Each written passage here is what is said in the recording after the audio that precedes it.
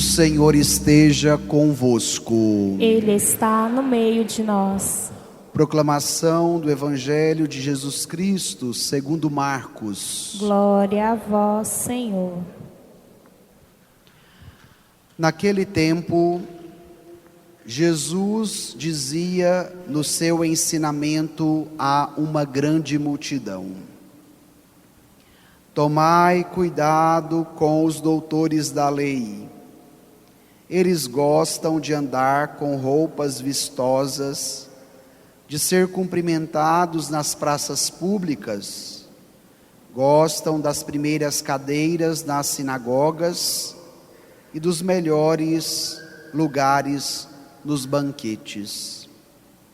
Eles devoram as casas das viúvas, fingindo fazer longas orações.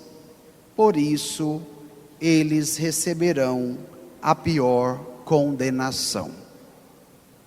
Jesus estava sentado no templo, diante do cofre das esmolas, e observava como a multidão depositava suas moedas no cofre. Muitos ricos depositavam grandes quantias. Então chegou uma pobre viúva que deu 2 pequenas moedas que não valiam quase nada. Jesus chamou os discípulos e disse: em verdade vos digo, esta pobre viúva deu mais do que todos os outros que ofereceram esmolas. Todos deram do que tinha de sobra, enquanto ela, na sua pobreza, ofereceu tudo aquilo que possuía para viver. Palavra da salvação. Glória a vós, Senhor. Bendize minha alma, bendize ao Senhor. Irmãos e irmãs, celebramos hoje a liturgia do 32º domingo do tempo comum. Estamos caminhando para o encerramento do ano litúrgico, concluindo toda a leitura do Evangelho segundo Marcos. E o trecho que nós acabamos de escutar, ele pode ser dividido em 2 partes, para melhor compreensão, e eu vou utilizar esta pedagogia. Na primeira parte, nós vamos meditar o julgamento dos escribas, dos doutores da lei, diante do ensinamento que Jesus dá aos seus discípulos.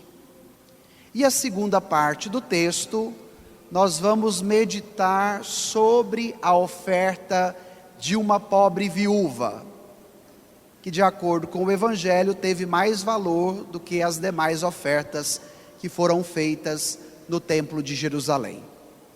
Nós vamos seguir esta pedagogia, permitindo também com que a palavra de Deus nos interpele diante da novidade que ela nos oferece. Então eu quero retomar com vocês o texto. Tome aí novamente o Evangelho de hoje, Marcos 12. Vamos aos versículos 38 a 40, a primeira parte. Encontraram? Marcos 12, versículos de 38 a 40. Leiamos juntos. Naquele tempo, Jesus dizia no seu ensinamento a uma grande multidão: tomai cuidado com os doutores da lei. Eles gostam de andar com roupas vistosas, de ser cumprimentados nas praças públicas. Gostam das primeiras cadeiras nas sinagogas e dos melhores lugares nos banquetes. Eles devoram as casas das viúvas, fingindo fazer longas orações. Por isso, eles receberão a pior condenação. Paremos aqui. Vamos entender quem eram os doutores da lei. Era um grupo conhecido como escribas. E por que eles recebiam esta denominação? Dentro do judaísmo, eles eram grandes estudiosos, eram intelectuais, porque se aprofundavam no conhecimento da lei. A lei, os mandamentos, são considerados o coração do Antigo Testamento, o que o povo de Israel tinha de mais importante. Logo, dentro do judaísmo, havia um grupo seleto de homens que estudavam estas leis, que conheciam estes mandamentos, porque tinham a missão de instruir os demais judeus no conhecimento da Escritura. E por que era uma classe seleta? Porque nesta época nem todos tinham possibilidade de estudar. E os escribas, os doutores da lei, se dedicavam especialmente ao estudo, ao conhecimento da lei. E ao fazerem esse caminho, chegavam à seguinte conclusão: o único saber verdadeiro é aquele que vem da lei. Então, tudo que está fora da lei não pode ser considerado como verdadeiro. E nesta perspectiva, eles vão ver em Jesus uma ameaça. Por que Jesus era uma ameaça aos doutores da lei, aos escribas? Porque em muitos pontos, Jesus superava a lei. Enquanto a lei excluía, Jesus incluía. Enquanto a lei discriminava, Jesus se tornava misericordioso com aquelas pessoas e iam ao seu encontro. Se esse Jesus não está cumprindo ao pé da letra o que a lei nos diz, então ele é uma ameaça. E nós precisamos contê-lo, nós precisamos combatê-lo.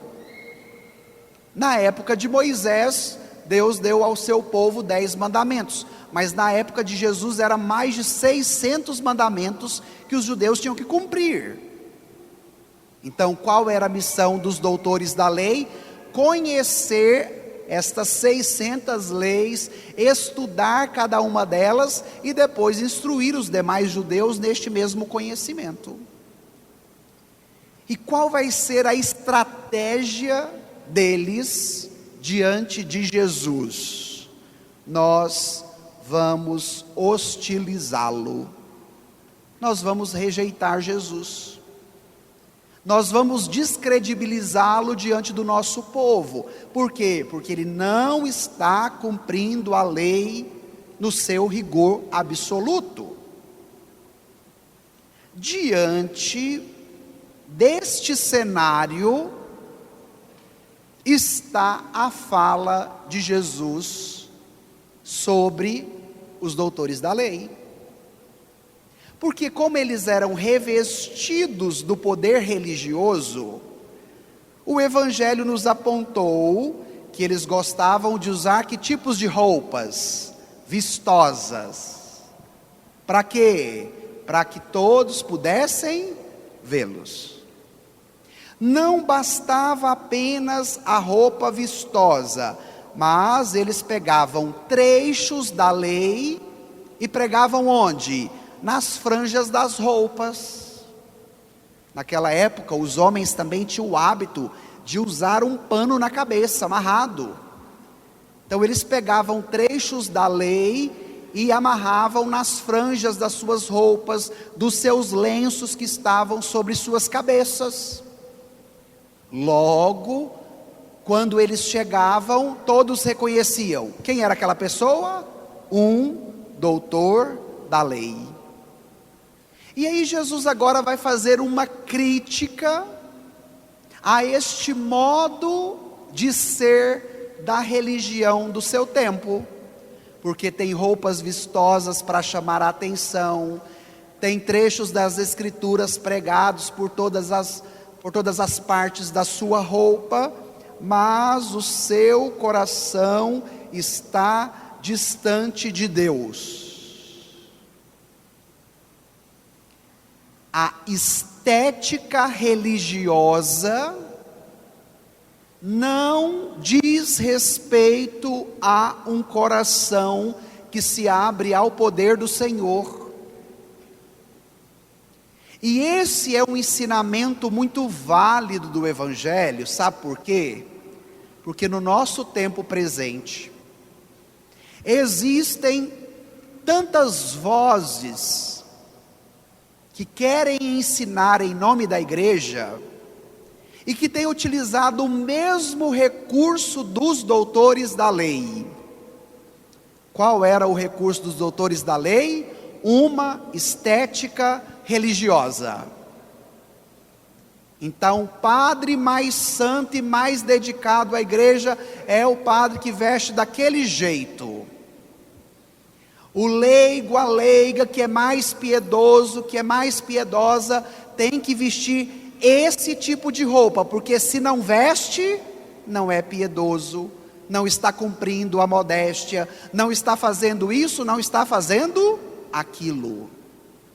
Nós estamos vivendo um tempo que evidencia uma estética religiosa vazia, pregada com muito pano. E a estética religiosa, que pede inclusive dos sacerdotes tantos adereços e paramentos, não significa que nós estejamos com o coração no Senhor, como era o caso dos doutores da lei, dos escribas.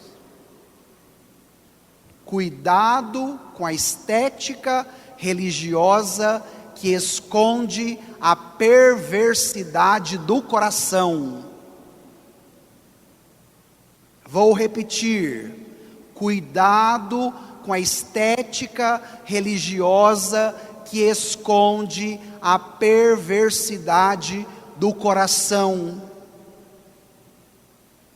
Os doutores da lei esteticamente estavam arrojados, pomposos, mas os seus corações estavam distantes de Deus.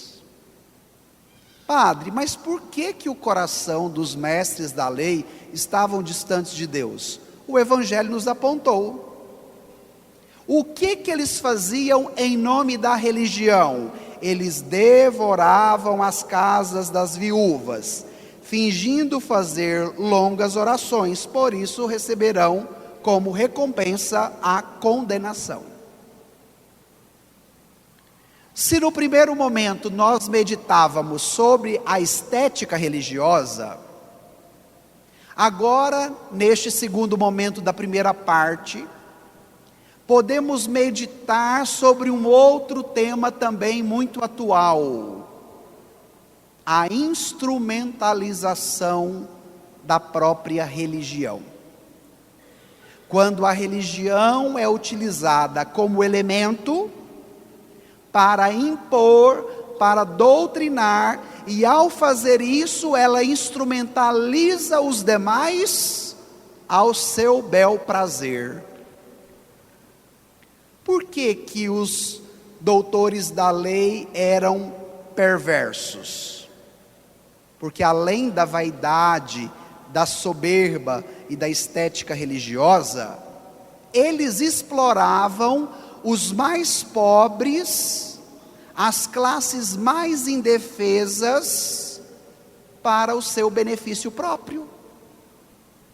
E esse é um outro tema muito atual: a exploração religiosa sobre as pessoas, principalmente as pessoas mais pobres, mais necessitadas, os indefesos. E qual era o recurso que os doutores da lei utilizavam para explorar os mais pobres? o pretexto das orações. Eles utilizavam como método o caminho religioso. Por quê?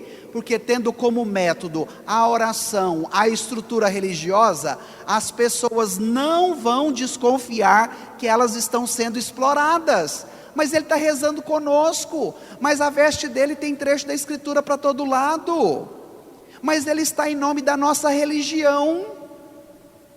E eu quero dizer para vocês, que esta perversidade dos doutores da lei, também continua atualizada no nosso tempo, onde um grande número de líderes religiosos, inclusive dentro da Igreja Católica, exploram as pessoas mais simples, indefesas, com o discurso da oração, com o discurso da santidade, com o discurso do rigor da norma moral e religiosa, e de repente as pessoas não desconfiam, porque o conteúdo é o conteúdo da oração. Mas isso não significa que o conteúdo esteja numa retidão evangélica, como o conteúdo e o modo dos doutores da lei não estavam condizentes ao Antigo Testamento, porque havia uma perversidade religiosa. Irmãos e irmãs, não é fácil pregar sobre esse tema, não é fácil escutar sobre este tema, mas é necessário, porque a palavra de Deus vai nos purificar.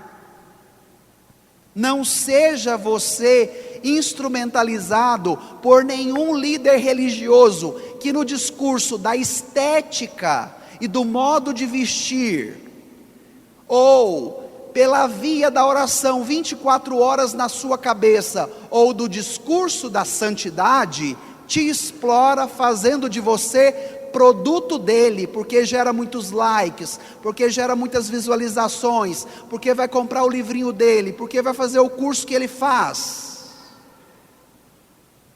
Vocês estão percebendo como o evangelho é atual? Como o evangelho também purifica, e ao mesmo tempo nos dá um novo critério para o conhecimento e para a vivência da palavra. Repito, não é fácil pregar isso, não é fácil escutar isso, mas é necessário para todos nós, começando por aquele que vos fala. Vamos à segunda parte do texto, tome aí novamente. Agora, Jesus vai observar o modo como os judeus vivem a sua fé no templo de Jerusalém. Vamos aos versículos 41 e 42. Vamos ler juntos? Jesus estava sentado no templo, diante do cofre das esmolas, e observava como a multidão depositava suas moedas no cofre. Muitos ricos depositavam grandes quantias. Então chegou uma pobre viúva, que deu 2 pequenas moedas que não valiam quase nada. Paremos aqui. Jesus estava no templo, uma tarefinha de casa, ler a conclusão do Evangelho segundo Marcos. Esse trecho, que agora meditamos, ele está no final do capítulo 12. E a partir do versículo 13, começa a narração de toda a trama que vai resultar na condenação, na paixão, na morte e na ressurreição de Jesus. Estamos caminhando para o encerramento do ano litúrgico. Ao longo deste ano lemos todo o Evangelho segundo Marcos, aos domingos. E aí você em casa tome a sua Bíblia e continue a leitura. Jesus estava no templo de Jerusalém e seria naquele ambiente onde ele seria condenado também. E haviam várias pessoas que entravam no templo para fazer as suas ofertas materiais. O templo, na época de Jesus, tinha uma moeda própria, porque como o domínio político era do Império Romano, e o Império Romano era pagão, o templo não aceitava a moeda romana. Por quê? Porque ela tinha escrita a imagem do imperador. Então nós não podemos aceitar o imperador, que é um pagão, aqui no nosso templo. Eles colocavam várias barracas dos cambistas, onde fazia a troca. Então eu vinha com a moeda romana, trocava pela moeda do templo, e depois entrava e fazia o quê? A minha oferta. Então Jesus estava nesse ambiente. Haviam aqueles que tinham muitas condições financeiras, entravam todos pomposos, colocavam as suas moedas, e vocês imaginam que naquela época ainda não tinha espuma para colocar dentro do cofre. Então quando colocava as moedas, o que você ouvia?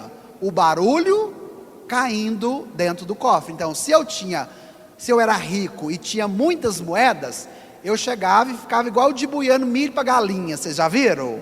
Pá, pá, pá, pá, pá, pá, pá, pá, pá, pá, pá, pá. Aquele tanto de moeda caindo dentro do cofre. Era esse o movimento que acontecia no templo, porque sendo mais rico, tinha mais dinheiro, tendo mais dinheiro, fazia mais barulho na hora de ofertar na sua oração, na sinagoga. Mas apareceu uma pobre viúva. Vamos entender quem era uma viúva na época de Jesus? Se a gente entendeu na primeira parte do texto quem era um doutor da lei, agora a gente precisa entender quem era uma viúva. Bom, em primeiro lugar, para ser viúva tem que perder o quê, gente? O marido, porque se não perde o marido, não fica viúva. A sociedade judaica era uma sociedade muito machista. As mulheres não tinham muita vez. Uma mulher sempre ficava sob a tutela de um homem. Se ela era solteira, a tutela era de quem? Do pai. Se ela era casada, a tutela era do marido. Então provavelmente esta mulher já era mais velha e ela não tinha pai. E agora ela ficou viúva, então ela não tem mais marido. Não tendo um homem que se responsabilizasse por ela diante da sociedade judaica, aquela mulher ficava excluída da sociedade. E havia um código moral para a viúva. Por exemplo, quando o marido morria, ela tinha que se vestir de tal modo que todo mundo reconhecesse que ela era uma viúva. E vocês sabem que isso ficou até dias atrás. A minha avó ficou 40 anos viúva, e ela nos contava que quando o meu avô morreu, ela ficou 3 anos vestindo só preto. Então todo mundo que olhava para minha avó sabia, é uma viúva. Então esse código moral, vocês imaginam, passou milênios e chegou até nós. Aquela mulher então era uma excluída da sociedade judaica, era uma pobre, coitada. E o olhar de Jesus se direcionou para aqueles que depositavam muitas moedas? Não. O olhar de Jesus se direcionou para quem? Para a viúva, pobre, que não tinha financeiramente praticamente nada para oferecer. Nós temos uma reflexão dos contrastes. De um lado, os ricos que fazem muitas ofertas, e de outro lado, a pobre viúva com apenas 2 moedas, que monetariamente falando eram irrisórias, não tinham tanto valor. E por que falar destes contrastes? Porque o ministério público de Jesus encerrado no trecho de hoje, nos mostra que a avaliação maior do que temos para oferecer não são os nossos bens, as nossas posses, mas o maior dom e o maior bem que nós temos a oferecer a Deus é a nossa vida. Aquela mulher não ofertou apenas um bem material, porque materialmente falando o que ela tinha era muito pobre. Mas a sua oferta generosa foi capaz de demonstrar a doação da sua vida.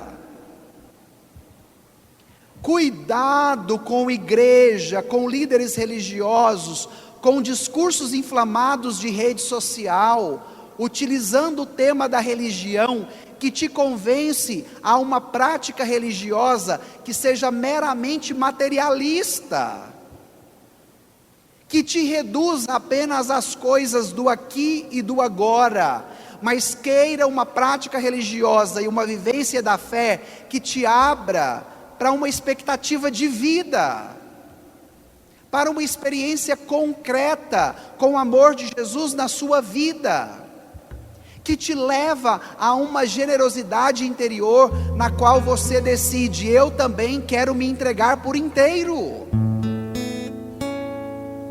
O que os padres da igreja, do período da patrística, vão dizer? O que esta mulher simboliza? Ela simboliza a doação plena de Jesus, tão frágil, no alto da cruz. Qual é o significado das duas moedas? Ele doou o seu corpo e ele doou a sua alma. Ou seja, ele doou-se por inteiro. Você, no caminho religioso que faz, você é esquartejado, doando um pouquinho ali, doando um pouquinho lá, ou você é capaz de fazer uma experiência com o Senhor, no qual você se entrega por inteiro? Não viva a sua fé de maneira esquartejada, por pedaços, por fases, por necessidades, por momentos, mas seja um cristão inteiro, como aquela mulher foi inteira, se doando inteiramente, ofertando inclusive o que não tinha, porque era muito pobre. Vamos ao final do Evangelho, para vermos a conclusão, versículos 43 e 44, leiamos juntos. Jesus chamou os discípulos e disse: em verdade vos digo, esta pobre viúva deu mais do que todos os outros que ofereceram esmolas. Todos deram do que tinham de sobra, enquanto ela, na sua pobreza, ofereceu tudo aquilo que possuía para viver. Você oferta o que te sobra de tempo, de questão material, ou você é capaz de ofertar o tudo de Deus que um dia já te alcançou? Qual é o contraste entre a sobra e o tudo? Os primeiros, mesmo tendo grandes quantidades econômicas, doavam o que sobrava. E aquela mulher, na sua pobreza, foi capaz de dar o seu tudo. São Leão Magno dizia: na balança da justiça divina, não se pesa a quantidade de bens, mas o peso dos corações. Olha que lindo isso. Na balança divina, não se pesa a quantidade de bens, mas se pesa o peso dos corações. Como é que está seu coração hoje na balança divina? Nenhum gesto de bondade está privado de sentido diante de Deus. O ensinamento daquela mulher é ensinamento de fé para mim, é ensinamento de fé para você, porque a atitude interior dela é de quem funda a própria vida em Deus. na sua palavra e confia totalmente nele. E confiando totalmente nele, não dar apenas o que sobra, mas dar o que tem por inteiro. E agora eu encerro fazendo uma provocação que pode ser indigesta. Preste atenção para a gente fechar. O evangelho de hoje nos apresentou dois personagens. Primeiro, o doutor da lei, e depois, a viúva. O doutor da lei centrado em si, na sua aparência, na sua estética e no seu exclusivismo religioso. E a viúva, rejeitada, mas com um coração generoso que é capaz de dar-se por inteiro, ou seja, de dar tudo. Qual é a provocação? Dentro de nós habita estes dois personagens. Dentro de mim há um doutor da lei e há uma viúva. Dentro de você há um doutor da lei e há uma viúva. Quais deles estão prevalecendo no seu modo de viver a religião? Você se sente mais como doutor da lei ou como viúva? Gente, quando eu meditava essa liturgia da palavra, isso daqui me deu uma chicoteada tão grande, porque o evangelho me convidava: olhe para o seu doutor da lei e olhe para a sua viúva. E eu quero fazer essa mesma provocação para você. Olhe para o seu doutor da lei e olhe para a sua viúva. Qual deles está tendo mais peso na sua conduta? Qual deles tem direcionado mais a sua prática religiosa? O doutor da lei ou a viúva? Então vamos pedir esta graça que o evangelho hoje quer nos oferecer. Por um instante, feche os seus olhos, incline a sua cabeça, reze. Peça a graça que aquela viúva experimentou, de dar-se por inteiro. Pede esta graça de ofertar generosamente o dom mais precioso que o Senhor te deu, que é a sua vida. Não queira uma prática religiosa que fica voltada apenas para os panos, para os adereços, para o código moral, mas queira uma prática religiosa que te oferte um encontro verdadeiro com Jesus. Peça a Ele a generosidade da viúva, a simplicidade daquela viúva, a oferta da vida que ela foi capaz de dar no momento que materialmente ela não tinha absolutamente nada. Peça com fé e o Senhor te dará. O que agrada